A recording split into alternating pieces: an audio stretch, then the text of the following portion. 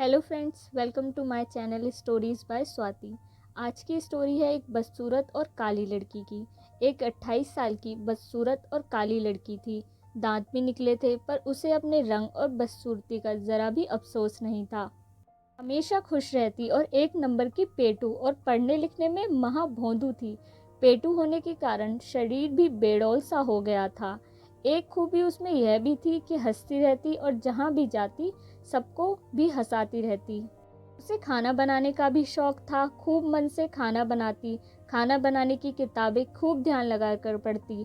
TV radio पर पाक की कला के प्रोग्राम को बड़े मन से देखती, और उसे कोई भी खाना बनाना होता तो बड़े प्रेम से बनाती। आटा गूंथती, बड़े प्यार से गीत गुनगुनाते हुए काम करती। आंच पर पूरियां तलती। सब्जी, चटनी, खीर हो या मटर पनीर, सब कुछ बड़े अच्छा बनाती। जो भी उसके खाने को टेस्ट करता बिना तारीफ किए ना रह पाता। उसने पाक कला में अद्भुत और असाधारण प्रतिभा हासिल कर ली थी, पर वह मनहूस थी। उसके काले रंग और बदसूरत होने के कारण कोई उसे प्यार न करता। पर माँ उसे प्यार करती थी। आज तक माँ ने उसे डांटा तक नहीं था, और वह भी माँ से बहुत प्यार करती थी। हर बार की तरह आज सुबह भी उसकी शादी के लिए जो लोग आए थे, उन सब ने खाने की तो बहुत तारीफ की, लेकिन लड़की को देखते ही नाक मुंह सिकोड़ कर चले गए। वह लड़की भी तैयार होकर किसी को बिना कुछ बताए कहीं चली गई। शाम में जब वह घर लौटी तो घर का माहौल बहुत ही गर्म था। पिताजी माँ पर बहुत गुस्सा हो रहे थे। पता नहीं कौन से पाप के बदले यह मनूस लड़की मिली है। पिता से प्राय यह सब सुनती रहती, उसे उसका कोई असर न होता। वह बहुत खुश मन से माँ को कुछ बताने गई और कहा, बड़ी भूख लगी है, कुछ खाने को दो पहले। उसके हाथों में सर्टिफिकेट और एक चेक भी था, पर माँ भी आज बहुत गुस्से में सब्जी काट रही थी। उसकी तरफ देखे बिना ही बोली, तू सचमुच में ही मनूस है। काश तू पैदा होते ही मर जाती तो आज यह दिन ना देखना पड़ता। 50 रिश्ते आए, पर किसी ने तुझ मनूस लड़की से शादी करने को हाँ नहीं बोला। माँ से ऐसी आशा ना थी। उसका दिल बढ़ गया और उसकी खुशी उड़ गई। और उदास होकर माँ से बोली, क्या मैं सचमुच में मनूस हूँ माँ? क्या मैं मर जाऊँ? बोलते बोलते उसका गला रूठ गया और चेहरा लाल हो गया। माँ ने भी गुस्से में कहा, मर जा, सबको चैन मिल जाएगा। मनूस लड़की ने अपने कमरे में जाकर दरवाज़ा बंद कर लिया।